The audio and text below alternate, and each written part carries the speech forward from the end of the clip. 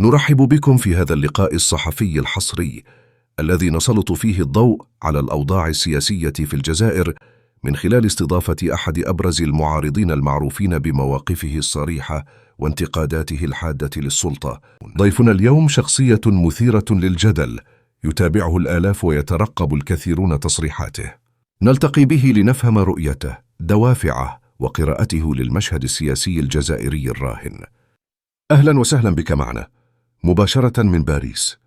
في هذه المقابلة سنتطرق ونناقش ملفات حساسة، بداية بعلاقة الجزائر بإسرائيل وإشكالية المخابرات، وصولا إلى مستقبل البلاد تحت حكم الرئيس تبون.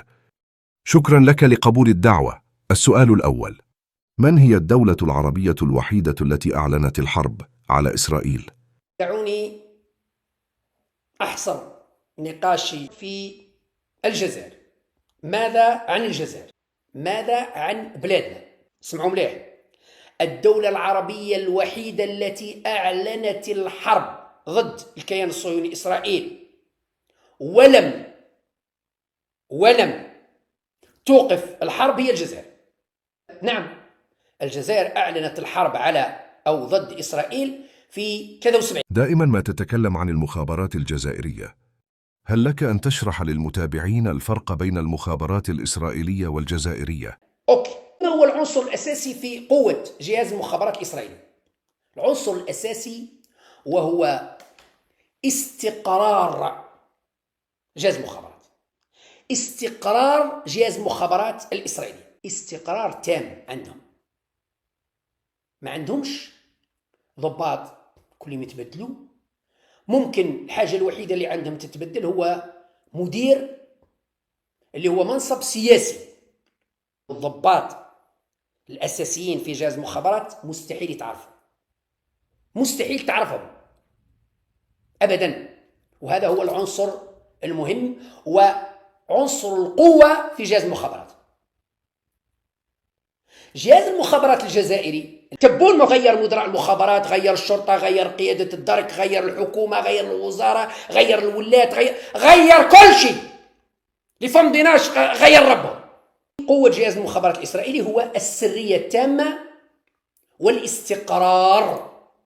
الاستقرار. احنا عندنا ما كاش استقرار وما كاش سرية، لا استقرار ولا سرية. تبون في 6 سنوات غير 7 مدراء مخابرات. الآن ولاو كراك تبدل حاشاك في مش عارف التقاشر ولا المدراء كل عام كل 6 شهور بدل مدير، يروح هذا فشل، هذو كاع فشلوا غير انتم نجحتوا. هذا المدراء كاع فشلوا، وهذا الوزراء كاع فشلوا، هذا الولاد كاع فشلوا غير انتم نجحتوا. لا. ماذا تريد أن تقول للثنائي تبون وشنكوريحة؟ انتم الفاشلين، انتم الفاشلين، ولا تريدون الاعتراف بفشلكم. وللأسف فيكم خونة يطبقون أجندة خارجية تهدف إلى تحطيم كيان الدولة، تهدف إلى تحطيم كيان الدولة. دائما ما تقول، وأنا أعرف جيدا أن لك مصادر موثوقة، أن تبون سيكون إن شاء الله آخر رئيس للجزائر، فهل أنت صادق فيما تقول؟ أنا عندما قلت، وها أنا أعيد وأكرر، الرئيس تبون هو آخر رئيس للجمهورية الجزائرية الديمقراطية الشعبية. الرئيس تبون هو الرئيس الأخير. ما الذي يجعلك متأكد تماما؟ لأنه جاء ليطبق برنامج ومخطط لتقسيم الجزائر. البرنامج الوحيد اللي راهو ناجح في 6 سنوات تاع تبون هو برنامج تقسيم الجزائر. تقسيم الجزائر، محاصرة الجزائر، قتل، هذا هو البرنامج اللي راهو ناجح. ما كان حتى برنامج آخر راهو ناجح. حطوني حاجة راهي ناجحة. ماذا أنشأنا؟ ماذا حققنا؟ ماذا وش درنا في 6 سنين؟ وش درنا في 6 سنين؟ الحاجة الوحيدة اللي درناها إطباق الحصار على الجزائر وتشويه صورة الدولة، تقزيم أجهزة الدولة بما فيها المؤسسة العسكرية. ترحم بك الرئيس اللي يدي قائد أركان الجيش يدشن روبيني تاع ماء. هذا تقزيم. واش دخل رب قائد الجيش في بروبيني تاع ماء؟ فعلا هي مهزلة كبيرة في دولة الغاز والبترول. راح تدشن في روبيني تاع ماء. واش جاب رب قائد الجيش مع الرئيس باديه مقود وين يروح يديه معاه؟ انا هذه اللي قلقتني. مقودوا معاه وين يروح يديه معاه؟ يلا تروح معايا ندوش، يلا تروح معايا نروحوا نروح للبحر، يلا تروح معايا نروحوا للبوشاوي نسقهوا، يلا تروح معايا سطاوي.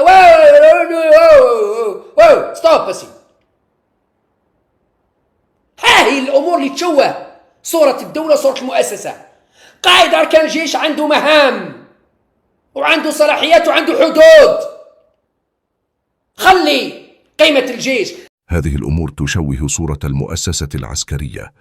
هذه الحالة الغريبة تجرنا للسؤال التالي: هل كان بالإمكان لتبون أن يتعامل بالمثل مع الفريق الأول القائد صالح؟ هيا نقولها على المباشر درك. لو كان القايد صالح حي يقودوا تبون يدش الروبيني تاع ماء، قسم بالله ما يروح. ماذا عليك أن تقول لشنكريحة؟ إذا نقول شنكريحة افهم روحك، افهم روحك، حبسنا رب هذا الكرنفال تاعك تاع. راح يصلي ماديك، راح يدوش ماديك، راح يدشن روبيني تاع ماديك، راح يدشن في مستوصف في بير غبالو ماديك. واش هذا؟ حبسنا رب السوق هذا. تبون يصرح دائما بأن الجزائر مستهدفة، هل تشاطره الرأي؟ للأسف الشديد أقولها بكل حسرة وأسى، الدور على الجزائر، لأنه بالنسبة للكيان الصهيوني إسرائيل لم يبقى لها فوق الكرة الأرضية، لم يبقى لها فوق الكرة الأرضية من عدو تاريخي إلا الجزائر. لأنه أنا الآن نشوف أن الجزائر مستهدفة، راح تقعر، راح توخر. لينا مرخص يسيروا شؤون الدولة، خلينا ناس تافهين يسيروا شؤون الدولة. البلاد خلاص راحت، البلاد ضاعت، البلاد ضاعت. هل لك مشروع إنقاذ الجزائر؟ عندنا مشروع إن شاء الله لإنقاذ الجزائر، سنعلن عنه ممكن الأسبوع القادم، ممكن الاثنين أو الثلاثاء. سنعلن عن مشروع موش سياسي ولا اجتماعي وإنما مشروع إنقاذ، لأن الجزائر في خطر، ونحن بحاجة إلى شرفاء أحرار يساهمون في هذا المشروع، اللي هو مشروع إنقاذ الجزائر. في ختام هذا اللقاء لا يسعني إلا أن نتوجه بجزيل الشكر إلى ضيفنا الكريم بن سديرة على صراحته وجرأته وتخصيصه هذا الوقت الثمين لمشاركتنا رؤيته وتحليلاته، كما نشكر مشاهدينا ومتابعينا على حسن المتابعة، ونؤكد أن هدفنا هو إتاحة فضاء حر للنقاش والاختلاف بروح مهنية واحترام للرأي والرأي الآخر. إذا أعجبكم الحوار أرجو منكم دعم القناة بالاشتراك وبلايك وكومنتير. إلى لقاء قادم بإذن الله.